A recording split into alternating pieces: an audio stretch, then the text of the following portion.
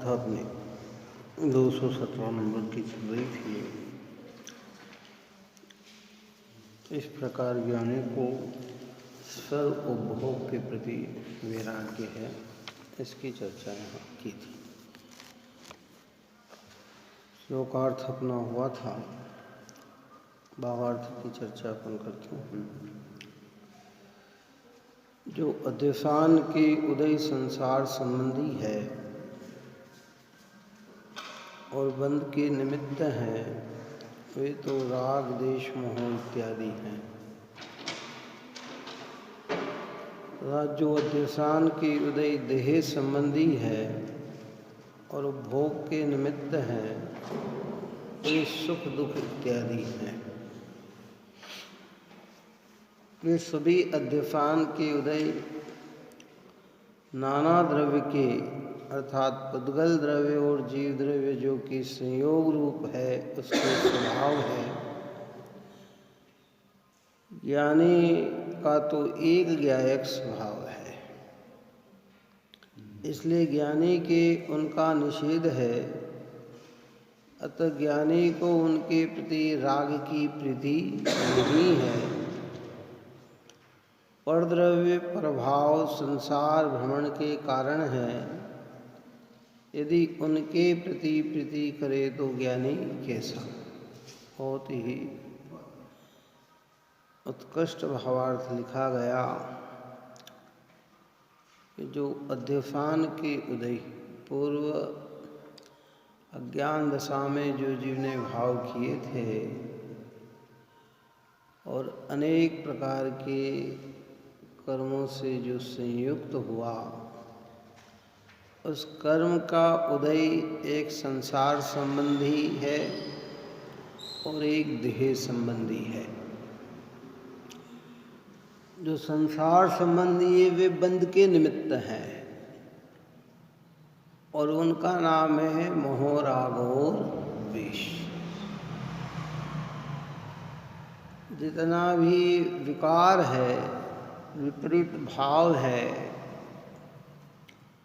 ये बंध के निमित्त हैं, ये संसार के निमित्त हैं।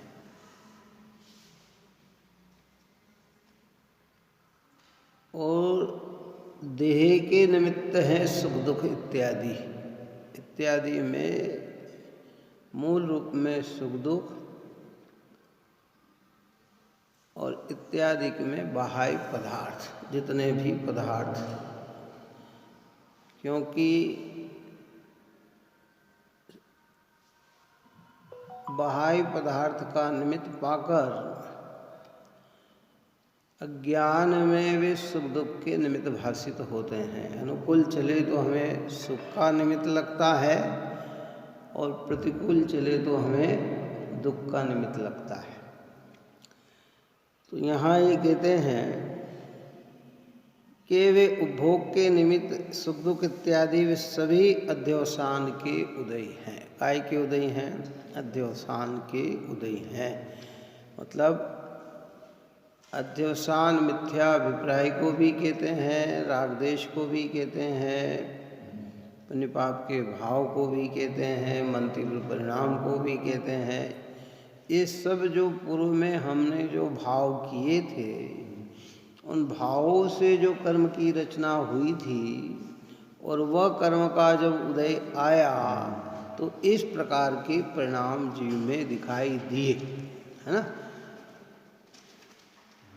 प्रैक्टिकल करें, अपने पे भी लागू करें कि ये जो परिणाम आ रहे हैं ये भी परिणाम कर्म के उदय की निमित्तता से है।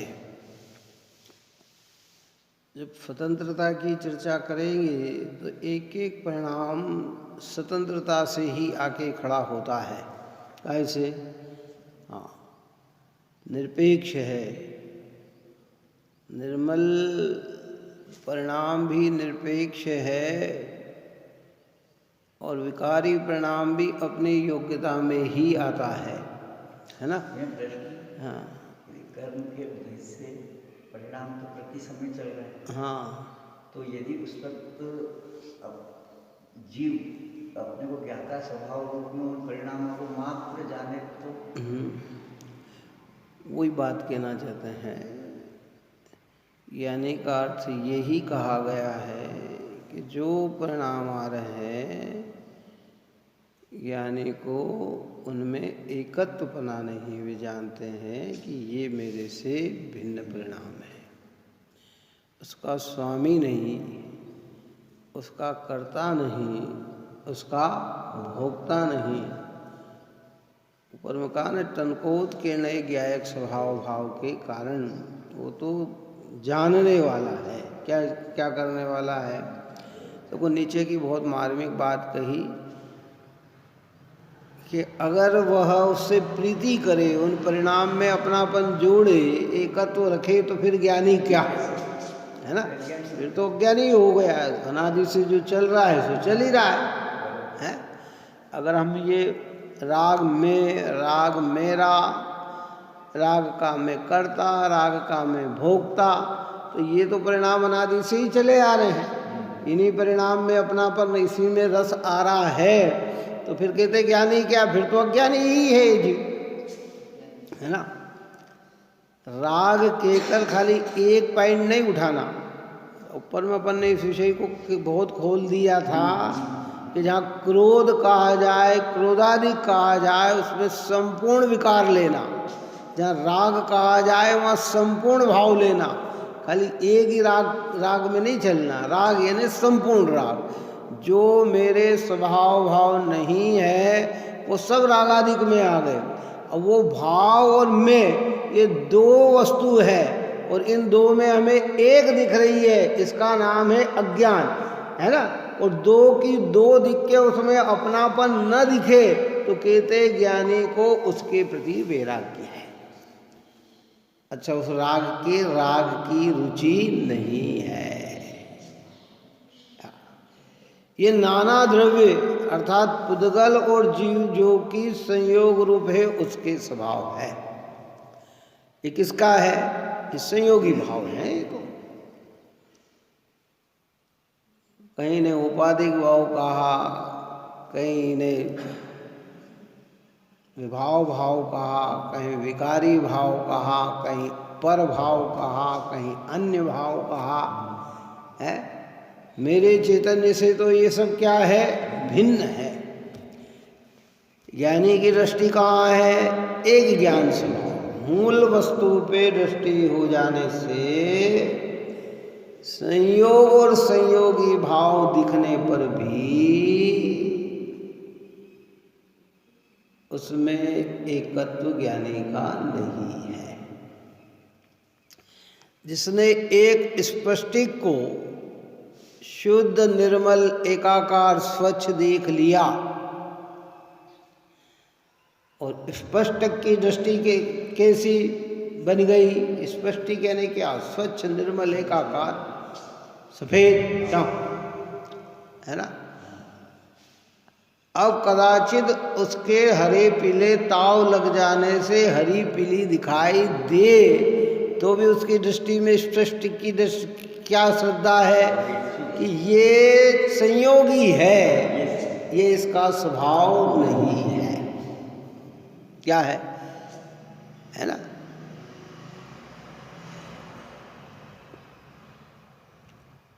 ये संयोगी। ऐसे जिसने अपने शुद्ध चैतन्य आत्मा को दृष्टि में लिया, सिद्धत्व का रूप जानकर शुद्ध पवित्र द्रव्य कर्म भाव कर्म नो कर्म से रहित एक ज्ञान मात्र पूर्णानंद के नाथ सिद्धत्व के रूप को दृष्टि में लेकर अपने स्वरूप का मिलान करके एक ज्ञायक को जिसने अंदर में स्वीकार किया, फिर उसको राग की रुचि नहीं है। वो जानता है कि ये अध्योसान के उदयी हैं। पूर्व में मैंने इतना अपराध कर लिया है और इतने कर्म अज्ञान दशा में बन चुके हैं, वो उदय काल के अंदर ये भाव आते तो हैं। पहले तो क्या है, स्थूल भाव तो निकल ही जाते हैं, है ना। फिर उसके बाद जो भाव आते हैं तो ज्ञानी उनके ज्ञाता हैं, और जिनको रुचि के भाव आते हैं तो वो ज्ञाता नहीं, वो तो कर्ता ही है। कर्ता का मतलब वो तो अज्ञान दशा का ही परिणाम है। ये ज्ञानी हो के अज्ञानी, हाँ। आपने क्या कहा इसी में लिखा हुआ। एक जब टंकोत्कीर्ण है तो उसमें प्रवेश की व्यवस्था ही कहा है। उसकी दृष्टि, अज्ञानी की दृष्टि वहाँ पहुँच ही नहीं पाती है ना, तो उसकी दृष्टि रागते की ढूंढती है। बहुत सारे देखने की कला ऐसे होते हैं कि आदमी एक दृष्टि में उसके भीतर की चीज़ देख लेता है, एक देख ही नहीं पाता, एक बाहरी बाहरी चीज़ देखता है। ये देखता है जैसे अब भगवान को है कि नहीं। उन्होंने पहले भी ये दृष्टांत दिया था कि हम भगवान के सामने खड़े होकर आए, दर्शन कर रहे हैं। अब अगर समझदार व्यक्ति है, आगम अभ्यासी व्यक्ति है, भगवान का स्वरूप समझता है, तो भगवान के अनंत चतुष्टय को देखता है, उनकी वितरागता को देखता है। किसको देखता है? आप और हम किन्हें देखते हैं? भाई इतनी बड़ी प्रतिमा है, स्वच्छ प्रतिमा है, इस मार्बल की बनी हुई है, सोने की बनी है, अष्टधातु की बनी है नाना। हमारी दृष्टि वहाँ अंदर तक पहुँच ही नहीं पाती। हमारी दृष्टि कहाँ रहती है? बाहर ही बाहर रहती है। अज्ञानी की दृष्टि राग संयोग इंद्री मन वाणी बाह्य पदार्थ तक ही रहती है, और ज्ञानी की दृष्टि इतनी पेनी होती है कि वो शुद्धात्मा को देखती है। अब जिसने शुद्धात्मा को देखा वो इनमें हम क्यों करेगा, काय में हम क्यों करेगा, दिखाई देने वाले पदार्थ में हम क्यों करेगा, वो हम किस में करेगा? एक ज्ञायक भाव में करेगा, तनकोत्कीर्ण ज्ञायक भाव में हम करेगा। और उस तनकोत्कीर्ण ज्ञायक भाव में हम करने से अभी अध्यफान के उदय अनेक प्रकार के हैं। यही सारे उदय नहीं मिट गए, है ना सब। अभी उदय अनेक प्रकार के, उस अनेक प्रकार में कुछ तो संसार संबंधी है और कुछ देह संबंधी है। जो देह संबंधी है वो सुख दुख इत्यादि इत्यादि, यानी जिन पदार्थों के आधार से, भोग भोग के आधार से, संयोग के आधार से सुख दुख उत्पन्न होता है। और जो राग देश है ना, राग देश भी है। अभी ये तो कल अपन ने इतना स्पष्टीकरण किया था कि ज्ञानी हो या अज्ञानी, अज्ञानी का राग भी बंध का कारण है ही, और ज्ञानी का राग भी बंध का ही कारण है। लेकिन अनंत बंध का कारण न होने से उसे ज्ञानी कहा गया है। अभी देह संबंधी मतलब जैसे स्त्रीपाल जी को छोड़ दो, हाँ बस वो देह देह संबंधी सुख दुख आदि भोग बाहर की प्रतिकूलता आ रही, बाहर की अनुकूलता आ रही। अब स्वर्ग के देव सम्यक दृष्टि है तो सारी देह संबंधी अनुकूलता पड़ी हुई है। कल का ही था, सिडिंग महाराज नरक में नाद की है तो देह संबंधी प्रतिकूलताएं आ रही है, प्रतिकूलता आ रही है और उसके निमित्त से दुख का अनुभव भी हो रहा है, असाता की भी उदयता है, लेकिन दृष्टि उनकी कहाँ है? एक ज्ञायक भाव पर है। ये मैं तो चैतन्य हूँ, मेरे चैतन्य स्वभाव में पर का प्रवेश नहीं है। तो फिर क्या करेगा कि इन सब अवस्था को जानेगा। हम क्या होते हैं? इनसे लिप्त होते हैं और वे दूर रहकर जानते हैं। दूर रहकर जानने का मतलब ज्ञातत्व भाव प्रकट हो जाने से उनको रस राग का नहीं आता, उनको रस शरीर का नहीं आता। उनको रस अगर किसी का आता है तो अपने चैतन्य का आता है।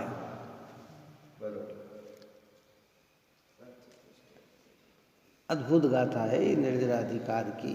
सर्व जितने भी पदार्थ सबके प्रति ज्ञानी वैराग्य है। कल इसकी भी चर्चा अपन ने की थी कि वैराग्य और वितरागता में अंतर है। जिन्हें वितरागता होती है उन्हें राग देश होता ही नहीं है, और जिन्हें वैराग्यता होती है उन्हें राग तो होता है पर राग के प्रति उदासीन होते हैं। तो क्या होता है? राग ही ना हो तो फिर क्या होगा? वितरागी हो गए। वीतरागी बीत गया जिनका राग, रागी नहीं है तो वितरागी हो गए।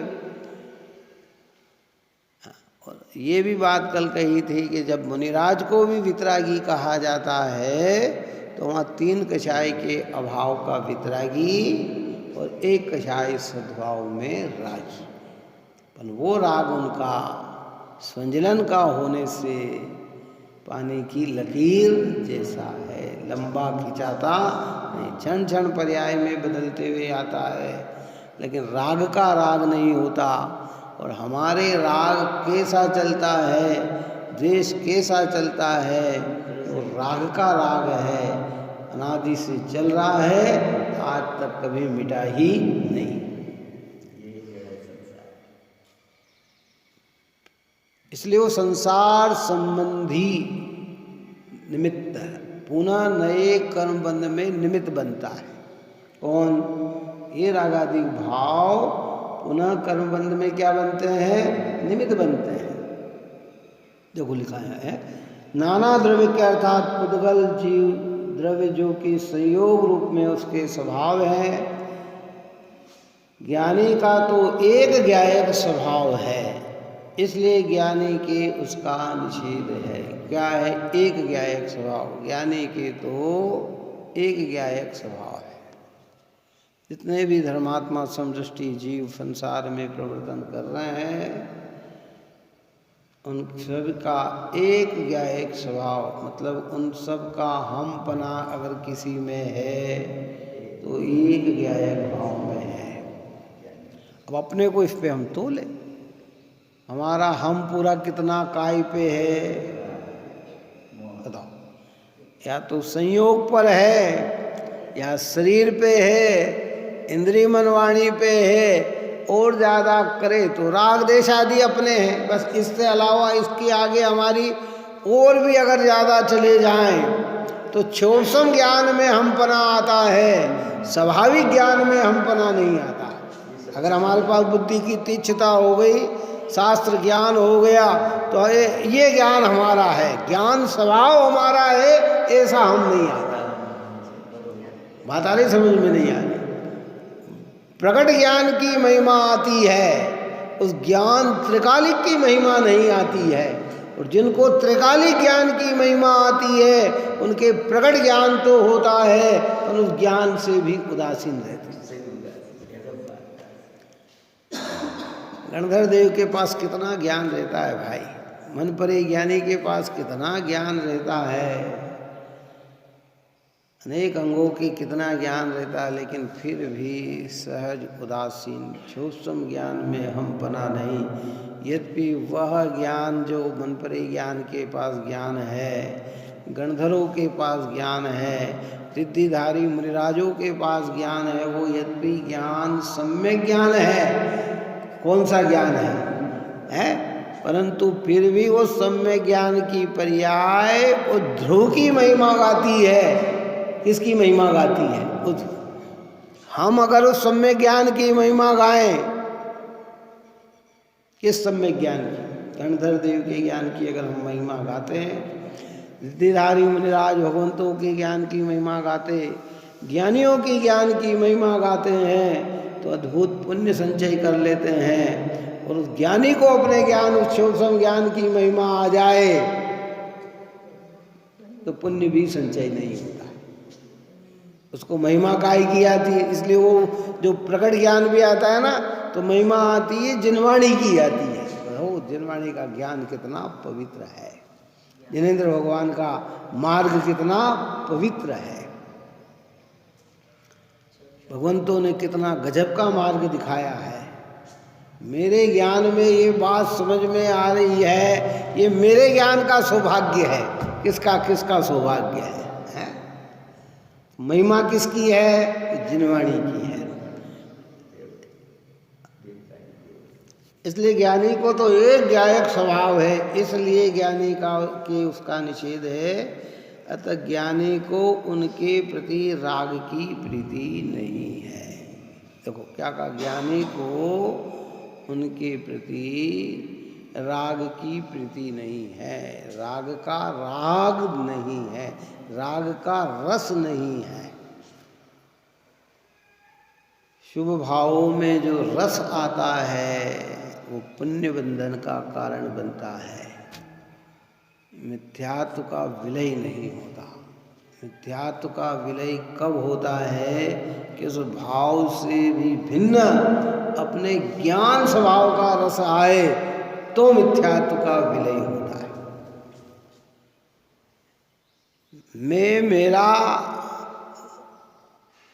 करता और भोगता। अज्ञान दशा के चार ही तो भेद किए, मिथ्यात्व के, अघृत मिथ्यात्व के चार पॉइंट को उठाया, ऊपर में भी कई गाथाओं में अपन ने चलाया। ये या तो लगता है ये मैं, ये रागादिक भाव, ये विकारी भाव मैं, फिर कहता है ये मैं तो नहीं पर ये मेरे, या तो कहता है शरीर मैं, और नहीं तो कहता है मेरा शरीर। एकत्व और स्वामित्व भाव दोनों गर्भित हो गए, है ना। मैं यानी एकत्व, मेरा यानी स्वामित्व। मकान में या मेरा, स्त्री पुत्रादिक में या ये मेरे, क्रोधादिक भाव में या मेरे। फिर आगे चला तो कर्तव्य, इनको मैंने बनाया, मैंने इनकी व्यवस्था की, ये सुधार दिया, ये कर दिया, वो कर दिया, सारी उन क्रियाओं का ही कर्तव्य। मैंने शरीर को मेंटेन कर रखा है, मेरे तो भैया इतना भाव का कंट्रोल है कि कभी भाव गलत मेरे अंदर आते ही नहीं। इन कर्तव्य तो भाव में जूझ पड़ा है, और मैं इनका वेदन करता हूँ, मैं इन्हीं का भोगता हूँ। यद्यपि अज्ञान दशा में जीव राग का कर्ता और राग का भोगता है, ये ऊपर में अपन ने चर्चा की। काय का? जहाँ अज्ञान दशा है तो तू पर का तो कर ही नहीं सकता है, पर का तो भोग कर ही नहीं सकता है, पर वस्तु को तो तू बना ही नहीं सकता है, बनाने का भाव कर सकता है, राग कर सकता है। और पर को वेदन नहीं कर सकता, वेदन करने का राग कर सकता है। पर और स्व में दो भिन्नता बनी की बनी है। हम मकान के वास्तविकता में मालिक हैं कि मानते हैं? चलो बताओ। अगर हम मालिक हो तो फिर क्या हो? कि हमारे साथ जाना चाहिए, छूटना ही नहीं चाहिए, कभी भी नहीं छूटना चाहिए, है? तो हम क्या कर सकते हैं? इसमें अपनी मान्यता स्थापित कर सकते हैं। ऐसे शरीर के हम मालिक हैं कि मानते हैं कि मानते हैं। ये असद्भुत अनुपचरित्र व्यवहार है, वो असद्भुत उपचरित्र व्यवहार है। स्थूल में वो उपचरित्र लगता है, संयोग में बिल्कुल अनुपचरित्र लगता है हम। अगर ये शरीर वास्तविकता में हमारा हो, हम इसके मालिक हैं, तो साथ में जाना चाहिए। एक लिमिटेशन व्यवस्था के लिए कहा गया है, जिसको लोक व्यवहार चलाने के लिए व्यवहार नहीं से कहा जाता है कि भाई ये किसका शरीर, ये मेरा शरीर। जब हम कहते हैं ना मैं, तो ऐसा ये मैं, भाई हमारा फोटो लेना तो जरा, ये किसका फोटो, ये मेरा फोटो, ये मेरा फोटो, ये मेरा फोटो। एक ये व्यवहार परमार्थ से क्या, ये अलग और मेरा चैतन्य आत्मा अलग। अब मिथ्यात्व मिटाना है तो पूरी तरह से मिटाना है। अपन ने कई बार कहा ना कि कैंसर का रोगी है तो संपूर्ण कीटाणु ही नष्ट करना है। अगर थोड़े कीटाणु रहकर भी संतोष कर लिया तो धीरे धीरे जाकर वो फिर क्या होंगे, पुनः उसी रूप में लाके खड़ा कर देंगे। यहाँ कहते हैं कि एक त्रिकाल ज्ञायक भाव, घटता बढ़ता ज्ञान नहीं, तनकोत्कीर्ण ज्ञान। घटता बढ़ता ज्ञान क्षुब्सम ज्ञान है। जब ज्ञान, उस ज्ञान से वहां तक जाया जा सकता है जहां हमारी मूल वस्तु है।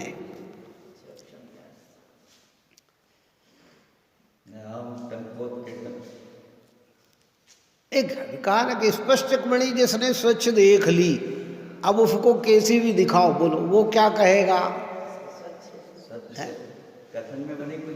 कथन में कहेगा, लाल के संयोग से लाल दिखेगी, हरी के संयोग से हरी दिखेगी, पीले के संयोग से पीली दिखेगी, नीले के संयोग से नीली दिखेगी, लेकिन वह है कैसी? वो तो वैसी है। क्या पानी का ओरिजिनल रूप हमने देख लिया, हमें मालूम पानी कैसा है, क्यों? अब वो रंग के संयोग से कैसा भी हो तो हमें पता है ना कि ये पानी का ओरिजिनल स्वरूप नहीं है, ये तो क्या है, ये रंग कलर है, पानी तो ऐसा है। अब कीचड़ के मिल जाने से गंदा दिखेगा तो भी हम समझेंगे कि पानी गंदा नहीं है, गंदा तो कीचड़ के संयोग से हो गया। लाल दिख रहा है तो रंग से चमारिया के केसरिया दिख रहा है तो इसके पीला दिख रहा है तो ऐसा, नीला काला दिख रहा है तो ऐसा इसका स्वभाव। ऐसे जीव का ओरिजिनल स्वरूप तो सर्वज्ञ भगवान ने उपयोग स्वरूप देखा है। जीव तो त्रिकाल ज्ञान स्वरूप है। गुरुदेव कहते थे कि जीव कैसा है, त्रिकाल ज्ञान स्वरूप है। उसका ओरिजिनल रूप ही ऐसा है, त्रिकाल ज्ञान स्वरूप है। तो अब इस त्रिकाल ज्ञान स्वरूप के अंदर जो जो दिख रहा है ये सब बनावटी है। तो बनावटी का विश्वास करना कि त्रिकाल का विश्वास करना, कि त्रिकाल का विश्वास करना। और बनावटी चीज निकल जाती है, समय पाकर निकल जाती है। मिथ्यात्व चौथे गुण स्थान में निकल जाता है, बहुलिता से पाप पंचम गुण स्थान में निकल जाता है, छठे गुण स्थान में पाप पूरा निकल जाता है, पुण्य की ही धारा और शुद्धता की ही धारा रहती है। और फिर धीरे धीरे पुण्य की दशा भी बदलती, छठे गुण स्थान तक तो बाहरी राग मुनिराज का भी दिखाई देता है, देख के चलने का, हितमित बोलने का, प्रतिक्रमण प्रत्याख्यान करने का, सामायिक करने का, उपदेश देने का, आहार विहार आहार पे निकलने का, ये दिखता है। सातवें गुण स्थान में ये भी कोई भाव दिखाई नहीं देते हैं। फिर अंतरम जल्प चलता है, 7वें से 10वें गुण स्थान तक अबुद्धि पूर्वक भाव रहते हैं, और 10वें गुण स्थान के बाद तो वे भाव भी नहीं रहते हैं। और 12वें गुण स्थान में तो संपूर्ण विकार से दूर होकर केवल ज्ञान। आज होगा ना भगवान आदिनाथ भगवान का केवल ज्ञान है। ज्ञान कल्याणक का पूर्वार्ध है आज, उत्तरार्ध, पूर्वार्ध, कल उत्तरार्ध होगा है। हाँ, ऐसी दशा जब प्रकट होती है, अब फिर देह आदि रहते हैं, वो तो स्थूल है। अंदर में तो पवित्र आत्मा पूर्णतया प्रकट हो जाएगी केवल ज्ञान होने पर, पूर्ण आनंद का भोग हो जाएगा। चर्चा में वहीं पे शैलेश जी की बात, मुनिराज जब समुद्र में बैठते हैं तो वेद सुनते हैं तो वो अंतर में विचार करते, क्या करूं प्रभु, ये जाना तो मुझे अंतर में चाहिए, लेकिन ये आपकी वाणी सुनने का मेरे को व्यसन लगा, ऐसा कुछ बोला था। भक्ति मोटा कहा है ना कि समुद्रवत आचार्य भी कहते हैं कि भाई धर्मी जी को भगवान की भक्ति का व्यसन लग गया है। व्यसन का मतलब आदत, क्या कहते हैं व्यसन, जब सप्त व्यसन की बात कहते हैं तो वहाँ कहते हैं बुरी आदत का नाम व्यसन है, वो बुरी है, और ये जो है आदत, यानी क्या करेंगे, स्वरूप में नहीं रहेंगे तो महिमा किसकी आएगी, कि जिन धर्म की महिमा आएगी, शासन प्रभावना हो, जिन मार्ग प्रभावना हो, प्रत्येक जीव के हृदय में जिन धर्म धारण हो, ऐसी भावना ज्ञानियों के हृदय में बनी रहती है। लेकिन वो भाव और मेरा चैतन्य आत्मा दोनों में अन्यत्व है, दोनों में एकत्व नहीं है। अज्ञानी उन भाव में, सारे जगत के जीव के कल्याण करने का भाव अज्ञानी में भी आता है। किसमें आता है? पर उसको भी मार्ग नहीं दिखता है और बताने वाले को भी मार्ग नहीं बता पाता है। किसको? अज्ञानी। आता है, कई लोग कहते हैं ना भाभी ये यज्ञ क्यों करा रहे हो, सारे विश्व में शांति हो, तो कल्याण करने का भाव आया ना, सब जीव सुखी रहे। वो तो अन्य मत भी कर लेता है, जब ये भी इनके वो मनाते हैं तब ये थोड़ी कहते हैं कि जिनियों का कल्याण नहीं हो, इनका कल्याण नहीं हो। जब बात आती है तो सब जीव की आती है। किसकी आती है? सब जीव की आती है। लेकिन उन्हें स्वयं भी अपना कल्याण की पता नहीं और जगत के कल्याण का पता नहीं, और हो भी जगत के कल्याण का पता तो शरीर संबंधी पता होता है, बाहरी वातावरण संबंधी पता होता है क्या। लेकिन जैन धर्म के अंदर प्राणी मात्र का कल्याण मतलब सब जीव अपने शुद्धात्मा से परिचित हो, रत्नत्रय के धारी बने, ऐसे सारे ही जीव जिन धारे जिन व्रत सदा सौख्यकारी है, अंतरंग और बहिरंग। हमारे यहाँ बोलते हैं ना कि होए सारी प्रजा को सुख बलि तो धर्मधारी नरेशा होवे, ऐसा तो अन्य मत में भी लिखा है, जैन धर्म में तो है ही। लेकिन वैष्णव अन्य में भी सारे जगत की मंगल की कामना की गई है, सारे मंगलकारी की का कामना की गई है। लेकिन वास्तविक हित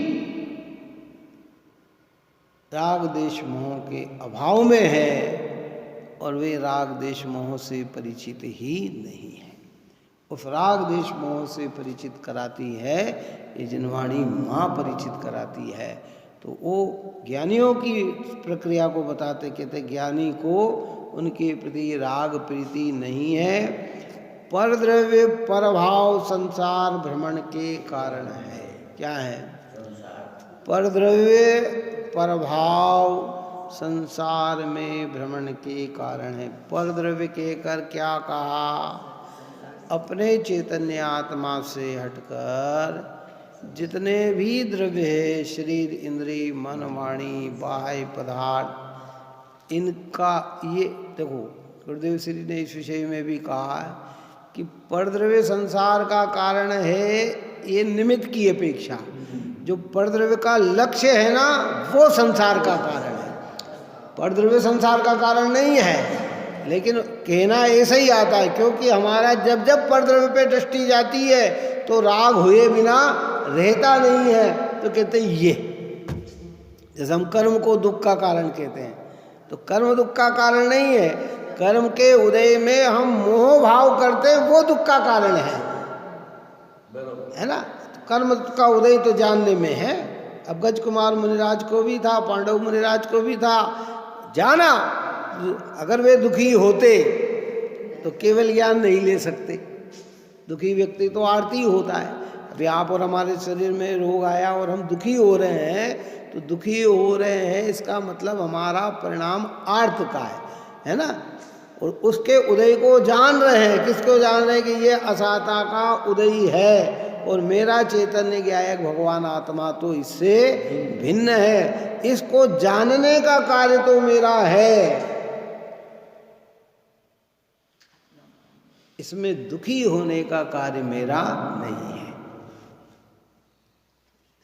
तो कर्म का बदलाव हो जाता है। ऐसे यहाँ कह रहे हैं कि पर द्रव्य प्रभाव संसार में भ्रमण के कारण है, यदि उनके प्रति प्रीति करे तो ज्ञानी कैसा। बात तो एक ही है, इतने सब हम प्रीति भी करेंगे और ज्ञानी भी कहलाएंगे कि भाई ये तो फिर मूर्खता के अलावा और कुछ नहीं है। क्यों? कोई व्यक्ति कहते हैं कि ये बहुत सज्जन है, तो सज्जन कब कहलाएगा कि नहीं साहब चोरी भी करूँगा और सज्जन, व्यभिचार भी करूँगा और सज्जन, कि भाई फिर तो सज्जन काहे का। सज्जन होगा तो ये अवगुण तेरे अंदर नहीं होंगे, और ये अवगुण है तो सज्जन हो नहीं सकता। ऐसे तो ज्ञानी परद्रव्य और प्रभाव से प्रीति भी करे और कहे कि ज्ञानी भी है, तो कहते फिर वो ज्ञानी नहीं हो सकता। ज्ञानी वही होते हैं जिन्हें संसार संबंधी परद्रव्य प्रभाव से प्रीति नहीं होती, अर्थात राग का राग नहीं होता, जो उसमें एकत्व स्थापित नहीं करते, जो उसका स्वामी नहीं बनते, जो कर्ता नहीं बनते, जो भोक्ता नहीं बनते, कहते वे ज्ञानी है। और ये सारी प्रक्रिया भेद ज्ञान से प्रारंभ होती है। भेद ज्ञान का उदय तत्व अभ्यास से होता है।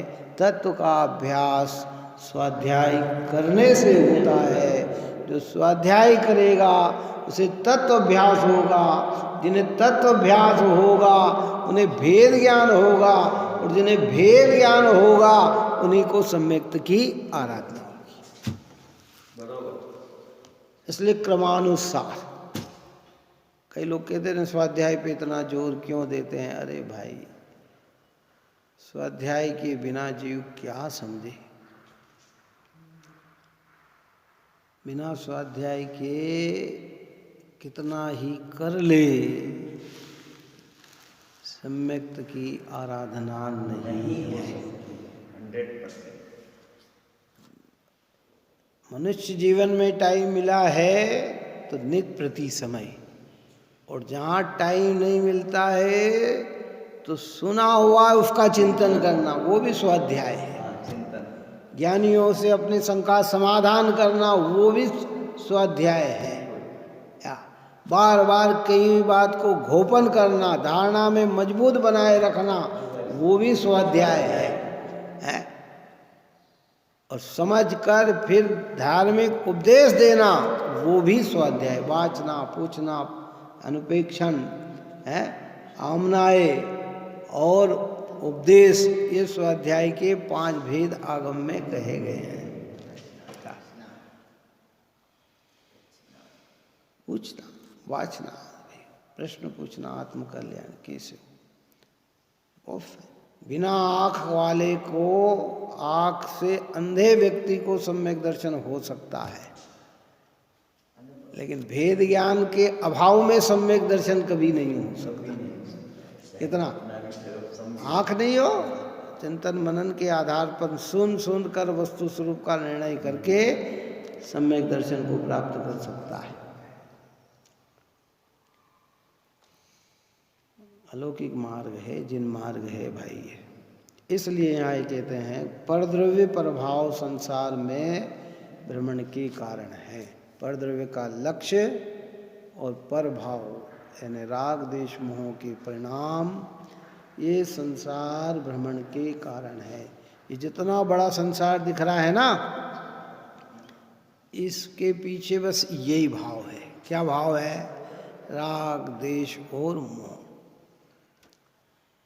और कदाचित राग देश की मंदता तो अनेक बार जीव के जीवन में आई और ऐसा भी महसूस हो गया कि मेरे अंदर राग भी नहीं है और द्वेष भी नहीं है, लेकिन ये मोह भाव का अभाव आज तक नहीं है। मोह यानी मिथ्यात्व। फिर राग देश को भी मोह कहा गया, उसको चारित्र मोह कहा गया, और विपरीत मान्यता मिथ्यात्व को दर्शन मोह कहा गया। ये दर्शन मोह का अभाव आज तक नहीं। ये सब दर्शन मोह मतलब पर भाव और उसके प्रति प्रीति। प्रीति, राग का राग, जिसे कहा ना, जैसे ये शरीर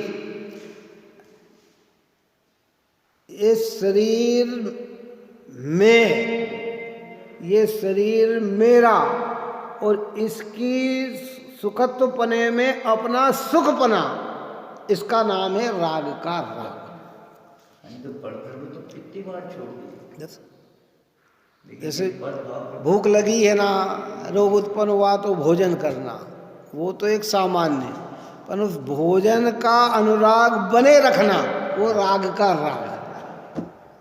ये रोग मिटाने का तरीका था, पर उसको ही अच्छा मान लिया, इसको कहते हैं राग का राग, जो ऊपर में अपन ने अनेक बार इसकी चर्चा की है। हमें क्या है, राग का राग। वस्तु छूट जाती है, भावना नहीं छूटती है। यानी कि वस्तु बनी हुई है, पहले भावना छूटती है और फिर पुरुषार्थ बढ़कर वस्तु भी छूट जाती है।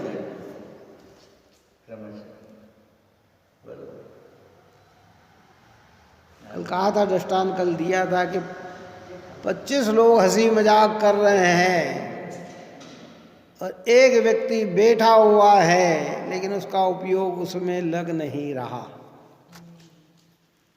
तो दिखता संयोग में, अगर फोटो खींचेंगे, आजकल तो सीसीटीवी कैमरे आ गए ना, तो सभी दिखेंगे बैठे हुए, लेकिन उसका उपयोग उसमें लग नहीं रहा है, तो कहते ये इससे उदासीन है। और एक व्यक्ति दूर बैठा हुआ है, वो वहाँ आ नहीं पा रहा है, लेकिन उनकी चपलता देखकर उसका मन बार बार वहाँ जाने का बना हुआ है। तो संयोग से दूर है, भाव से नज़दीक है। क्या समझ में आया?